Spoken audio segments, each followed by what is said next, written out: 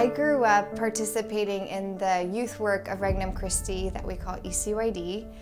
And I would hear a lot of homilies of the legionary priests and the consecrated women. They would also preach, and oftentimes they would use these little stories that would teach you lessons. So there was one story about this girl who had her prized possession was her plastic pearls. The end of this story is her dad asks her for her prized possession, which is these plastic pearls, and reflecting on how much she loves those pearls, but also how much she loves her dad. In the end, she gives it to him.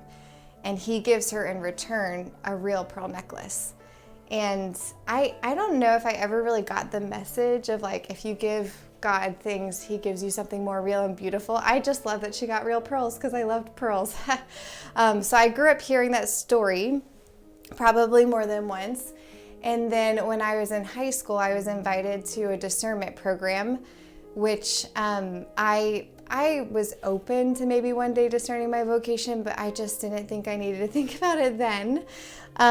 But long story short, I end up in this month-long program that I had only committed to be there for 2 weeks because I was going to go there to get close to Jesus and then come home. But the morning I left for that program, a good family friend gave me a pearl necklace. She was a jeweler. And as a gift, and she was so touched. I was giving God the first chance at my life and all these things, which I was like, I'm just going to get closer to Jesus and then coming back. And probably about a week into that program, I was sitting in a conference, and I just had this experience of a conversation with God in my heart where I remembered that story of the girl who gave her plastic pearls and received a real pearl necklace. And I was reflecting on my experience in that discernment program where I felt like I was finding something real. I felt like I was finding a treasure, and I was terrified of that because I was afraid of where it would lead. I was afraid it wouldn't last forever. I was afraid I was deceiving myself. I was afraid I wouldn't be faithful. I was afraid of all the things I would give up. But at the same time, I was feeling my heart resting in something real and beautiful, but then getting afraid.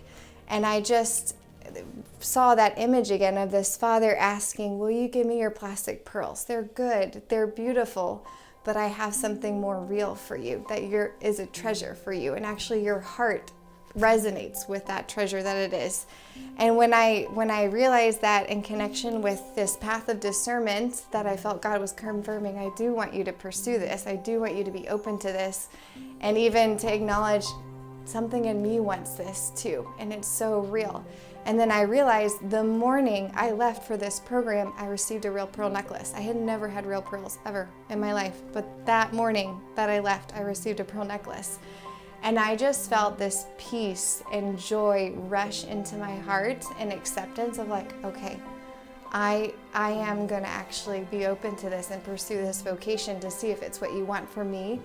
And then right then I started listening to whoever was giving the conference. I don't even remember what the conference was about, but she right then started talking about the passage of the pearl of great price, that you would sell everything for just to have this treasure. And I just felt God confirming, like, what you're experiencing in your heart, it is a treasure. Like, I'm speaking through these desires, and you can trust it. You can be at peace. You can trust me.